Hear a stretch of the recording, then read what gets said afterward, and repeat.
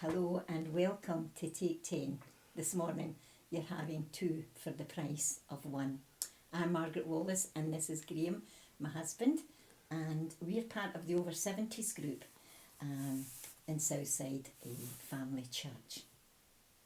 We'd just like to share with you some reflections as we've been reflecting in God's favour in our lives just in this time, this difficult time for many people. We thought we would share what we've been discovering as we've just looked back in our lives and seen God's goodness throughout our lives. And so we want to share one or two of these things. Now, those who know us know that tears come easily. We have the tissues ready. It's been an emotional journey, but we're going to be try and be good. We're going to try and be good and get through this without any tears. So here goes. So there was an occasion when Jenny was in her mid-teens and she'd spent the whole summer in France.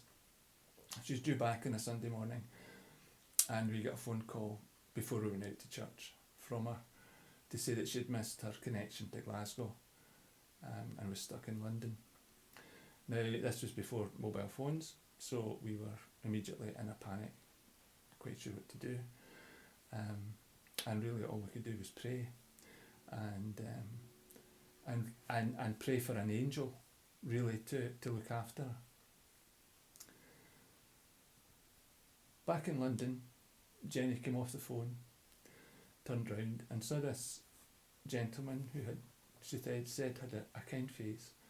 So she asked him for directions to the cash line so she could get money to pay for her ticket. He took her to the cash line. He took her to the bus stop.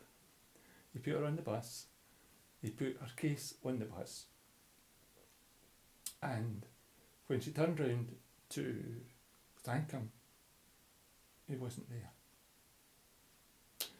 But Jenny got off at Euston Station, she got on a train, she sat beside a young student, they played games and chatted the whole journey, and we got her home safely.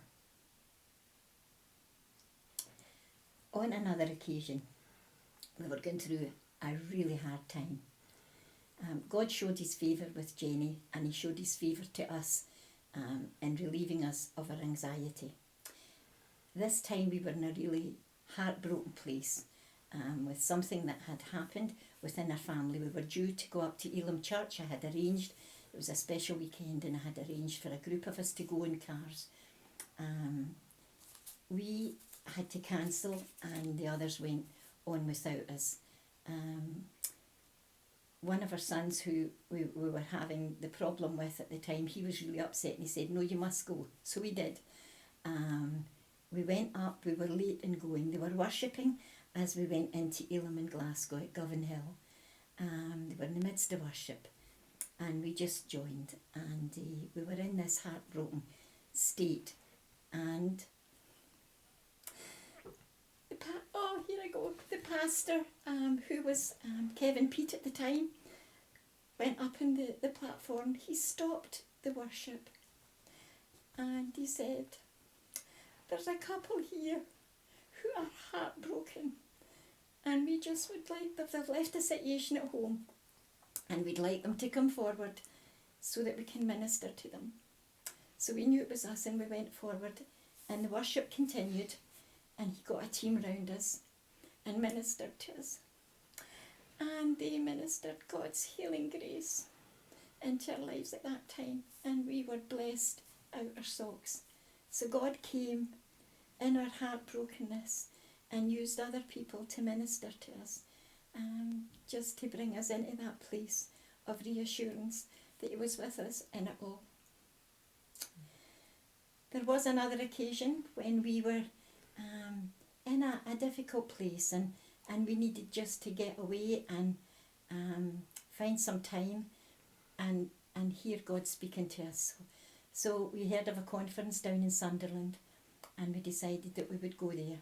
We only had a week to get the bookings done and we knew that that was going to be difficult. However, we did phone the hotel that was nearest to the venue, which was a sports centre, and miraculously we got a room for that week. Initially the middle day was not available, but we just decided we would sleep in the car for that occasion, and so we ended up that they phoned us the day before we were going and said, oh, that the room has become available for the whole week. So we went and we were able to be in the hotel for the whole week. To say that it was an uncomfortable conference would be an understatement. Everything from the bleachers that we were sitting on, which were uncomfortable, to what was going on at the conference, it was new for us. Many of the things we were seeing God do and say, and the testimonies we heard just blew our mind. And they opened our mind to have a greater expectation of what God can do in your life and through your lives. So that was another time when God came to us in his favour and provided for us. We knew that the hotel had been provided miraculously because we were chatting to another couple who had phoned that hotel weeks before and could not have any accommodation, no accommodation available. So we knew that God had kept that room just for us, and we were truly blessed. So these are just a couple of the snippets. God has been good to us all of our lives. In the mundane things of daily life, we have seen God and tremendous blessing and favour on us.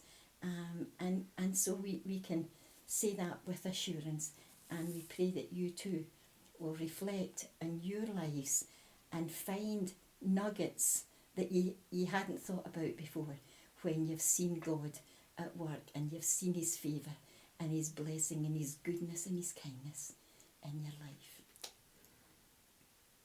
Over the years, we've followed podcasts and listened to podcasts from Christian Fellowship Church in Belfast. And last week they put up a declaration, what they called a declaration, but really it was just their understanding of who God is. So we've personalised it, and we're going to leave that with you, and we hope these words will encourage you, will bless you, and will strengthen your faith in these times. So this is our declaration.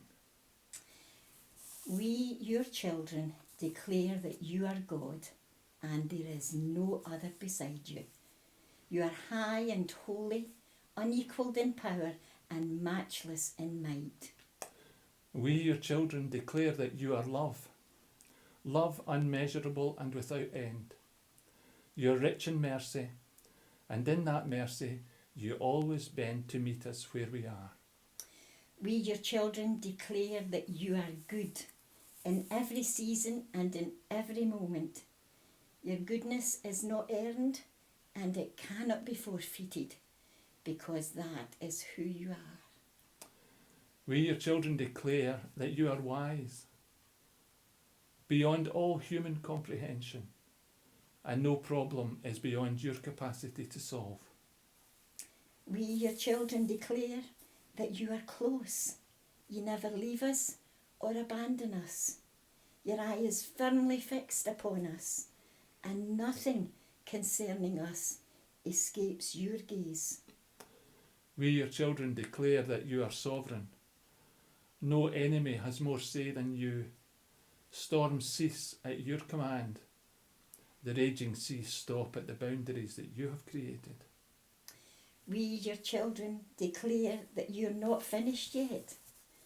You're still making all things new, bringing death to life and restoring all broken pieces of our story. You are God, and beside you there is no other. You are our God. To whom else could we run? You are our God, and we trust you to finish what you started.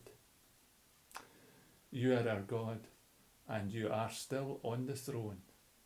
This is our declaration. May you have a blessed day today, reflecting on God's favour and goodness in your own life.